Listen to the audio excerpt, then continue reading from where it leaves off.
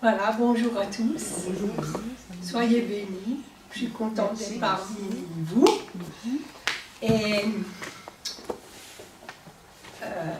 un de mes thèmes favoris, je dirais, que je suis en train de travailler en ce moment, c'est ma relation avec Dieu, mais aussi ma relation avec les autres. Et parce que je crois que c'est très important. Parce que Dieu, qu'est-ce qu'il veut? Le Seigneur, il veut sauver des âmes. Et nous devons être son témoin quotidiennement. Et donc le thème, c'est aimer notre prochain. Dieu est amour, et ça, vous le savez, parce que vous l'avez tous expérimenté. Nous avons eu la révélation de son amour, et cet amour a été répandu dans nos cœurs par le Saint-Esprit. C'est ce que la parole de Dieu nous dit dans Romains 5, verset 5. Or, l'espérance ne trompe point, parce que l'amour de Dieu est répandu dans nos cœurs par le Saint-Esprit qui nous a été donné. 1 Jean 4, le verset 8, nous dit « Celui qui n'aime pas n'a pas connu Dieu, car Dieu est amour. » Donc à la nouvelle naissance, Dieu est devenu notre Père. Nous possédons donc la nature de Dieu en nous. Ensuite, on va passer à 1 Jean 4, versets 16 et 17.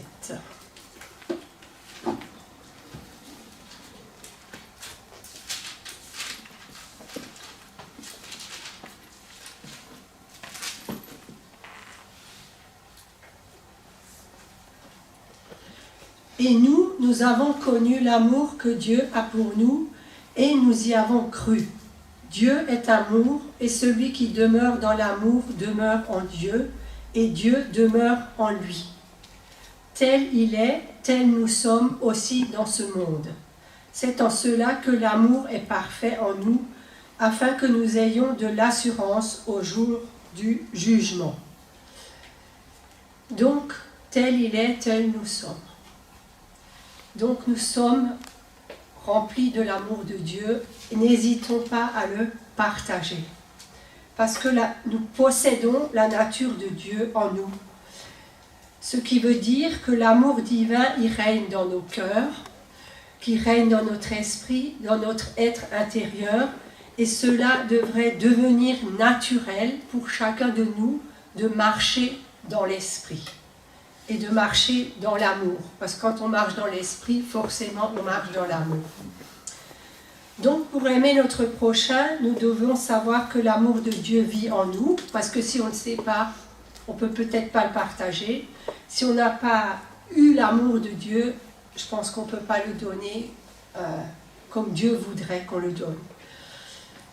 Donc il est important aussi de savoir que nous avons de la valeur aux yeux de Dieu, notre Père.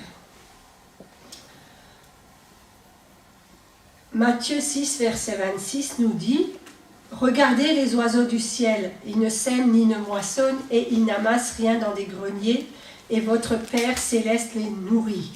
Ne valez-vous pas beaucoup plus qu'eux ?» Nous avons de la valeur, on doit se réjouir parce que Dieu nous aime et nous a donné de la valeur parce qu'il a donné son Fils Jésus-Christ pour chacun de nous. Matthieu 22, versets 36 à 39. Maître, quel est le plus grand commandement de la loi? Jésus lui répondit, tu aimeras le Seigneur, ton Dieu, de tout ton cœur, de toute ton âme et de toute ta pensée. C'est le premier commandement et le plus grand. Et voici le deuxième qui lui est semblable, tu aimeras ton prochain comme toi-même. Donc la parole de Dieu, elle nous laisse entendre qu'il convient et même qu'il est nécessaire de s'aimer soi-même, bien sûr dans une mesure raisonnable. Cela implique de prendre soin de soi, de se respecter et d'être conscient de sa valeur. C'est vrai, la Bible, elle ne loue pas l'égoïsme, mais elle donne à l'amour de soi la place qui lui revient. Donc tu aimeras ton prochain comme toi-même. Qu'est-ce que Jésus voulait dire par là? D'abord, il dit que le premier commandement, qui est le plus grand, c'est d'aimer Dieu.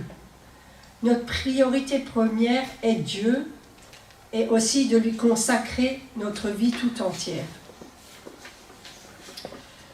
Plus qu'on aime Dieu, plus qu'on aime Jésus, plus on peut aimer les autres. Notre amour pour notre prochain doit donc ressembler à notre amour pour Dieu. Et je crois que c'est réciproque, on peut tourner dans les deux sens. Le problème de l'être humain n'est pas tant qu'il ne s'aime pas assez, mais des fois il s'aime trop. Et que sa vie tourne toujours autour de lui avant de s'intéresser à Dieu et aux autres. Et moi je vivais comme cela avant ma conversion, et je pense que plusieurs d'ici aussi peuvent le dire, qu'on vivait comme un égoïste, quoi. Et qu'on vivait pour nous-mêmes. Et tout ce qui tournait autour, il fallait toujours aussi que les circonstances elles soient adéquates, que tout aille pour le mieux, quoi. Encourageant les personnes qui luttent avec une mauvaise opinion d'elles-mêmes à s'ancrer dans la nouvelle identité qu'elles ont reçue en Christ. Et cette nouvelle identité que moi-même j'ai reçue en Christ, je suis libre, je sais que je suis aimée, je sais que je suis pardonnée, je sais que je suis une merveilleuse créature, parce que combien de gens se sentent moches et mal aimés, mais Dieu, il a fait de nous des merveilleuses créatures. Et donc, apprendre à s'aimer, c'est aussi un cheminement qui est progressif. Mais Dieu est à nos côtés. Bien sûr, c'est facile d'aimer les gens avec qui on s'entend bien, mais Dieu désire nous enseigner le véritable amour. Il ne faut pas seulement aimer les gens avec qui on s'entend bien, mais il faut aimer tous ceux qui nous entourent. Et bien sûr, ce n'est pas toujours facile. Mais Dieu a tant aimé le monde. Alors j'ai réfléchi, Dieu a tant aimé le monde. Il a aussi aimé les gens du dehors. On peut dire les gens qui nous entourent, qui ne sont pas chrétiens. Il a aussi donné son Fils unique afin que quiconque croit ait la vie éternelle. On va prendre 1 Corinthiens 13, versets 4 et 5.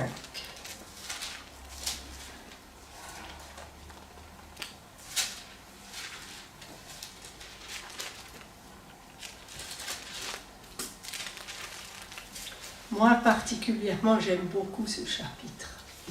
Parce qu'il y a tellement de richesse dans ce chapitre, je trouve.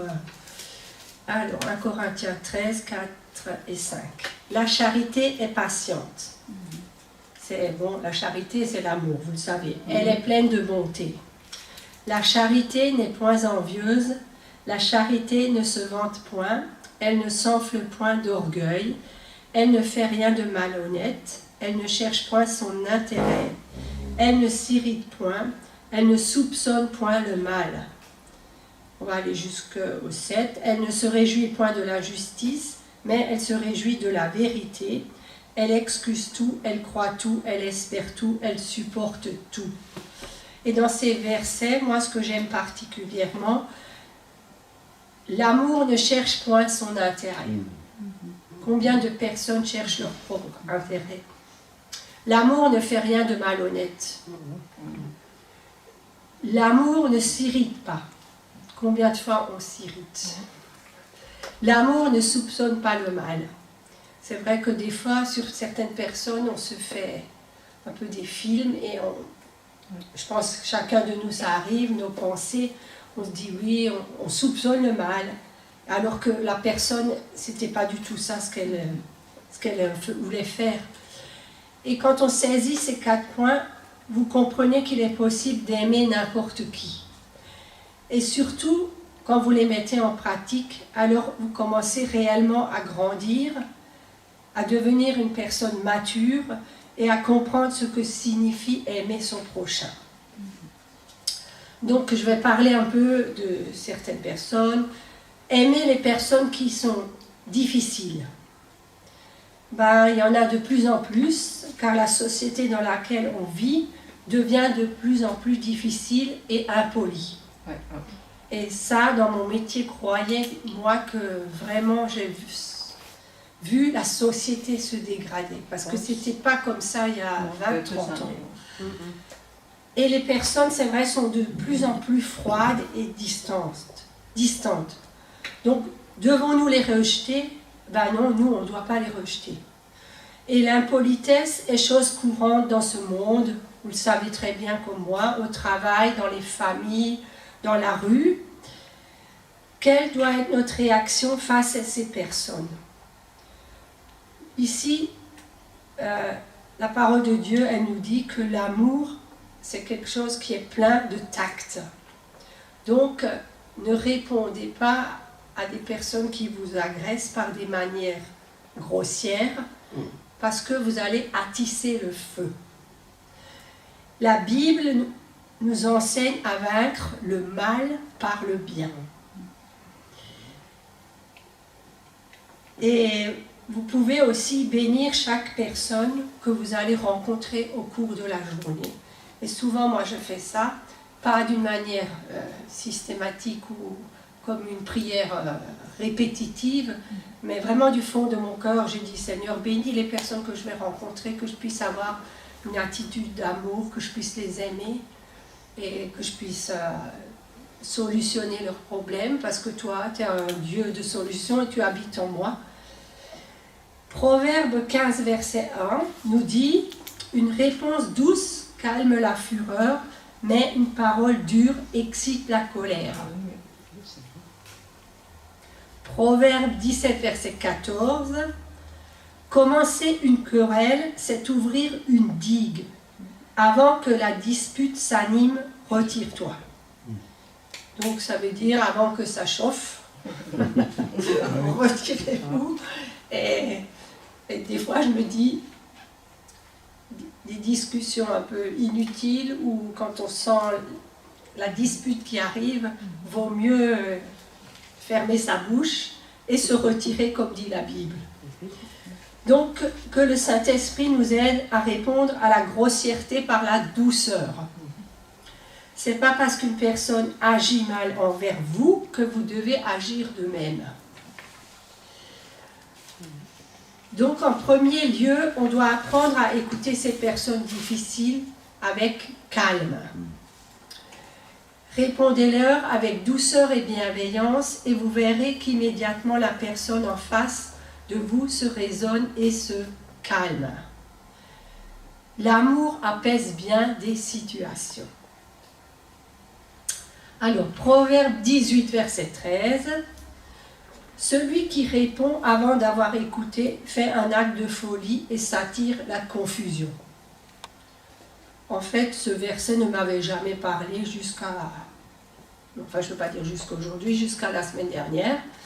Donc, c'est très essentiel d'apprendre à écouter l'autre. Et c'est impoli de ne pas écouter quelqu'un qui parle ou de ne pas laisser terminer sa phrase. Et souvent, on remarque ça dans les débats télévisés, et moi, je ne supporte pas trop ça, je trouve qu'ils ne se respectent pas quand ils, dans les débats télévisés, ils parlent, ils se parlent dedans, et ils ne sont même pas, je sais pas, ils ne sont pas capables de se respecter l'un l'autre. Mais Seigneur, aussi pardon pour moi, parce que des fois, moi aussi, ça m'est arrivé, et il faut qu'on en prenne conscience et qu'on ne se comporte plus comme cela. Et moi, je ne veux pas non plus vous faire une leçon de morale. J'ai dit, Seigneur, je ne veux pas faire une leçon de morale à mes frères et sœurs, parce que moi, je dois aussi prendre de la graine de la parole de Dieu. Parce que la parole de Dieu, vous savez, vous connaissez aussi ce verset de 2 Timothée 3, verset 14. « Toute écriture est inspirée de Dieu. Elle est utile pour enseigner, pour convaincre, pour corriger, pour instruire dans la justice, afin que l'homme de Dieu soit accompli et propre à toute bonne œuvre. » Alors, une question, quand vous lisez la parole, est-ce que vous vous laissez corriger par la parole? je crois que la Bible c'est un ensemble et des fois il y a des versets qui nous reprennent. La parole de Dieu ne nous encourage pas toujours, elle nous reprend aussi et elle nous enseigne pour qu'on réajuste vraiment notre vie sur la parole de Dieu. Ou est-ce que tu lis seulement les versets qui sont bons, quoi. L'Éternel est mon berger, je ne manquerai de rien. Voilà, des belles choses, voilà. Donc prenons aussi les versets qui dérangent, parce que la parole de Dieu est un miroir, et calquons-nous sur la parole de Dieu, avec bien sûr le Saint-Esprit comme aide. Donc l'amour écoute avant tout. L'amour est indulgent et nous appelle à pardonner à notre prochain, comme Dieu nous a pardonné par Christ. Donc vous avez été pardonnés, donc pardonnez immédiatement si possible. N'attendez pas le soir. Proverbe 16, verset 21. Celui qui est sage de cœur est appelé intelligent, et la douceur des lèvres augmente le savoir. Donc le ton aussi que vous utilisez et l'attitude que vous avez détermine la façon dont vos paroles vont être perçues. Quand vous parlez avec douceur, alors vous pouvez beaucoup apporter à votre prochain. Mais lorsque vous parlez avec sévérité et colère, la personne en face se replie et la communication devient impossible. Donc maintenant, on va passer aux personnes. Aimez les personnes exigeantes. Ces personnes possèdent leurs propres normes. Et lorsque vous ne les respectez pas, elles vous le font savoir. Dans leur esprit, tout est réglé, tout est cadré, et tout doit se dérouler comme elles l'ont décidé, elles. Sinon, ça ne va pas. Alors, comment faire pour répondre aux exigences de ces personnes? Le meilleur exemple, c'est de regarder à Jésus, et c'est Jésus notre modèle. Et de se dire qu'est-ce que Jésus aurait fait à ma place. Je sais bien que des fois quand les personnes vous agressent, on n'a pas le réflexe, mais que vraiment le Saint-Esprit nous aide. Philippiens 2, versets 5 à 7.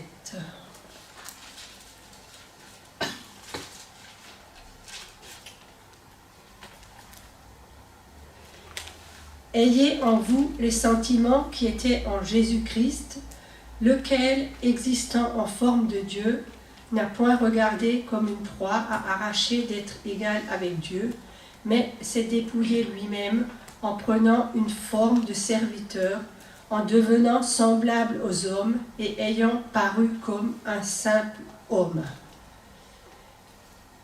Il s'est humilié lui-même, se rendant obéissant jusqu'à la mort, même jusqu'à la mort de la croix. Donc, notre attitude, elle doit être la même que Jésus. Bien qu'il fût Dieu, il n'est pas resté sur son piédestal, mais il a pris un corps comme le nôtre pour être un serviteur. Ainsi, nous allons veiller à ne pas nous placer au-dessus des autres, ni à prendre les gens de haut. Donc, comment vous comportez-vous avec vos collègues de travail? Quel regard portez-vous sur les personnes qui vous entourent? Vous placez-vous au-dessus ou au contraire en dessous? Une véritable relation, ça se base sur le respect de la personne. Et qu'en est-il du respect dans votre famille? Avec votre mari, avec votre femme, avec vos enfants? Des fois, on est davantage respectueux envers un étranger qu'envers notre propre famille, et ça ne devrait pas être. Pardon, mon cher mari, parce que je ne suis pas toujours dans le droit chemin. Pas réalisé. Ça va alors. Alors, Tite 3, versets 1 et 2. Rappelle-leur d'être soumis aux magistrats et aux autorités, d'obéir, d'être prêts à toute bonne œuvre, de ne médire de personne, d'être pacifique, modéré, plein de douceur envers tous les hommes. Encore la douceur. Donc, beaucoup de relations meurent faute de respect, d'amour et de douceur. Les personnes n'expriment plus ce qu'elles ressentent et cela crée de la distance. Vous savez, c'est comme vous savez tous que des petites attentions tissent les liens d'une relation. Un petit coup de fil, un petit bouquet de fleurs, une petite carte d'anniversaire, un petit pot de confiture. Et un principe fondamental, ne faites pas aux autres ce que vous aimeriez qu'on vous fasse, ou alors faites aux autres ce que vous aimeriez qu'ils fassent pour vous. Et vous savez, en pratiquant cela, vraiment ce verset, ce que je pratiquais, je me suis dit, j'ai découvert, vous savez quoi, que j'étais heureuse. Parce qu'il y a plus de bonheur à donner qu'à recevoir. Mais ça, c'est pas venu du jour au lendemain, c'est en marchant avec le Seigneur que vous découvrez ça, quoi, petit à petit. Alors, comment réagir face aux personnes exigeantes? Dois-je me laisser faire? Non, ce n'est pas ce que dit Jésus. Quand il devait faire face aux pharisiens et aux principaux sacrificateurs qui voulaient le piéger, il ne se laissait pas influencer, il se défendait. Et je me rappelle au début de ma conversion, quand j'ai dit à mes collègues de travail que j'étais chrétienne, elles me disaient « fais ça, fais ça, fais ça, fais ça ». Elles me prenaient comme un paillasson, quoi. Et puis un jour, je me suis rendu compte que non, on ne doit pas se laisser faire, on ne doit pas se laisser manipuler. Et j'ai vraiment pris autorité, je me suis dit non, je ne vais pas me laisser faire, je vais leur expliquer que vous n'êtes pas non plus, vous n'êtes pas là pour ouais, eux, ils n'ont pas à vous rabaisser, quoi, tout le temps. Donc, aimer les personnes décevantes. Excepté Dieu, sachez que tôt ou tard, tout le monde va vous décevoir. Votre famille, votre époux, vos amis, vos collègues. Et pourquoi? Eh bien parce que personne n'est parfait. Il n'y a que Dieu qui est parfait. Et mon mari, pardon. Parfait en lui. Parfait en Jésus-Christ, comme il dit. Alors, comment réagir face à une personne qui vous a déçu? Alors, Galates 6, verset 1. Frères, si un homme vient être surpris en quelque faute, vous qui êtes spirituels, redressez-le avec un esprit de douceur. Prends garde à toi-même, de peur que tu ne sois aussi tenté. Donc voici la bonne attitude que nous devons avoir lorsque nous voyons un proche faire quelque chose qui n'est pas bon pour lui. La Bible nous enseigne que nous devons le redresser avec un esprit de douceur. Nous devons être ni sévères ni en colère, mais doux. Il nous appartient de choisir la bonne réaction. C'est à vous de choisir comment vous allez réagir. La Bible dit que nos paroles doivent édifier et guérir. Alors, n'hésitez pas à encourager aussi vos proches, parce que le Seigneur nous a donné aussi un ministère d'encouragement. Donc, on va passer à un autre style de personne.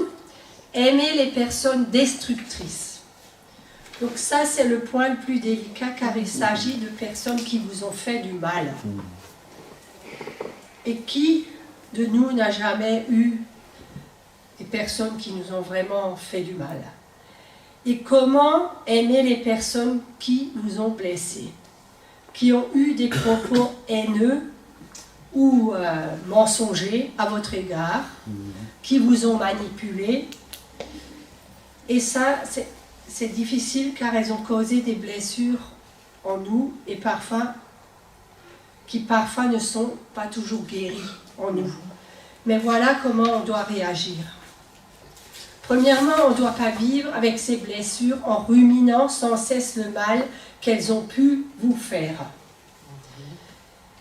Et ça met aussi, quand quelqu'un vous blesse, ça met, on rumine quand même un petit peu, il faut dire ce qui est. Mais petit à petit, ben, la solution, je pense que vous la connaissez tous, c'est en leur pardonnant. Et vous vous libérez du poids qui vous paralyse et cette douleur qui vous ronge de l'intérieur. Le ressentiment est autodestructeur. Il vous empoisonne et vous devez chercher à vous en libérer au plus tôt. Et la rancune que vous avez envers une personne qui vous a fait du mal produit en vous de l'amertume. Et je pense toujours à ce verset qui parle de racines d'amertume.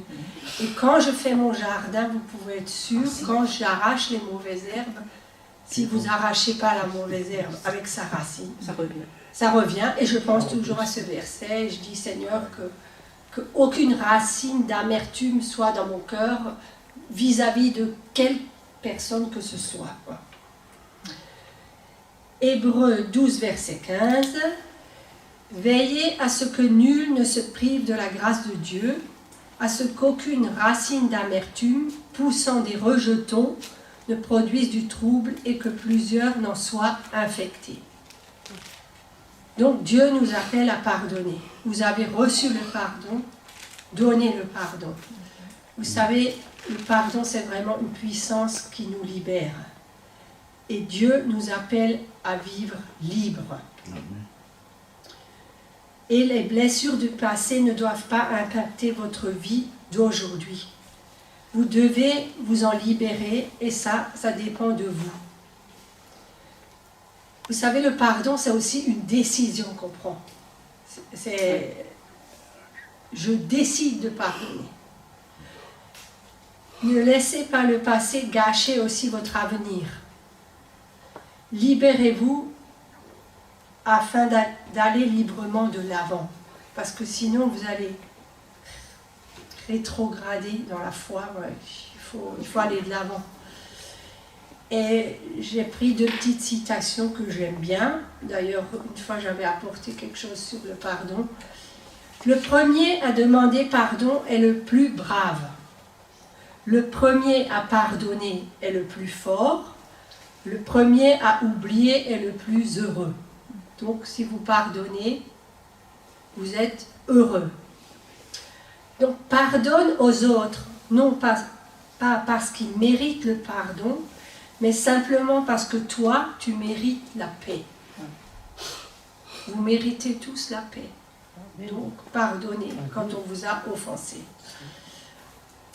Marc 11, verset 25 nous dit « Et lorsque vous êtes debout, faisant votre prière, si vous avez quelque chose contre quelqu'un, pardonnez, afin que votre Père qui est dans les cieux vous pardonne aussi vos offenses. » Donc, se libérer par le pardon. Dieu peut-il apporter la guérison à la trahison, à l'infidélité, à la honte, à des relations rompues? Bien sûr que Dieu il le peut. Mais pour cela, on doit faire notre part de travail. Vous devez premièrement accepter l'amour de Dieu pour vous et son pardon, car c'est qu'après avoir accepté ces bonnes choses que vous pouvez les donner à votre prochain. Donc on doit aussi comprendre que le pardon, c'est quelque chose de bénéfique pour nous-mêmes. Il vous libère du passé qui vous tenait prisonnier et vous permet de vous tourner vers l'avenir. Votre regard sur la vie change, car vous ne regardez plus au travers de vos blessures du passé, mais avec l'espérance en l'avenir. Vraiment, quand moi je me suis convertie, personnellement, quand j'ai senti l'amour de Dieu dans mon cœur, ben, j'ai tout de suite, c'était le Saint-Esprit qui m'a vraiment aidée à pardonner, par exemple à mon fiancé qui m'avait laissé tomber. C'était très...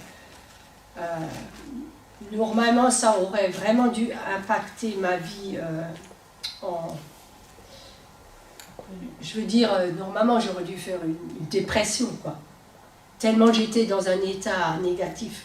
Mais quand j'ai reçu le pardon de Dieu, je lui ai tout de suite pardonné. Et le Seigneur m'a libérée. Et ça, je l'ai seulement vu avec le recul. que c'était le Seigneur qui m'avait donné la puissance de lui pardonner. Donc je ne dis pas que pardonner signifie oublier tout le mal qu'on nous a fait. Pardonner, ce n'est pas devenir amnésique, mais pardonner veut dire laisser tomber. Laisser tomber l'amertume que nous ressentons et laisser tomber toute la souffrance subie par les coups qu'on a reçus. Et des fois, cela demande du temps. Et des fois, je crois qu'on doit aussi être patient avec nous-mêmes. Et cela n'est possible qu'en nous tournant vers Dieu. Dieu ne vous demande pas de faire comme si rien ne s'était passé. Il ne nous demande pas non plus de masquer ni de nier le mal que l'on vous a fait, ni même d'aller demander pardon à la personne qui vous a mis des coups. Il vous dit de pardonner, c'est différent. Le pardon lave votre cœur et votre pensée. Il libère du poids du ressentiment et de l'amertume. Donc, qu'est-ce qu'on va faire face à une situation qui nous blesse? Sur le moment, nous devons faire face et affronter. C'est seulement dans un second temps qu'on peut commencer le travail du pardon. Parce que le pardon est essentiel car il nous rend libres. Il nous permet aussi de tourner la page du passé et d'ouvrir la nouvelle page de l'avenir. Et sans le pardon, il est difficile de se tourner vers l'avenir sereinement, car l'amertume nous rattrape. Les blessures ressurgissent de notre passé et refont surface pour nous gâcher en fait notre présent. Le pardon est le seul moyen de ne plus être esclave de notre passé. Donc, déposez vos anciennes blessures au pied du Christ, au pied de la croix. Ne vous accrochez pas à votre amertume, mais laissez Dieu guérir votre cœur. N'oubliez pas que pour pouvoir pardonner aux autres, vous devez premièrement accepter le pardon de Dieu pour vous-même. Cela vous libère de la culpabilité. Voilà, donc j'espère que ça va nous aider aussi dans nos relations entre frères et sœurs et que ça va vous aider dans votre vie à venir. Et j'aimerais aussi terminer par la prière. Seigneur, merci parce que tu es là, tu es présent à nos côtés, parce qu'un jour tu nous as pardonné. Ton pardon a coulé de la croix.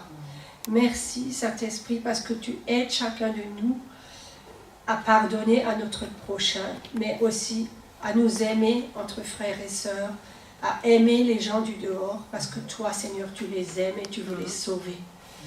Merci vraiment pour ce pardon immense qui coule encore aujourd'hui de ta croix.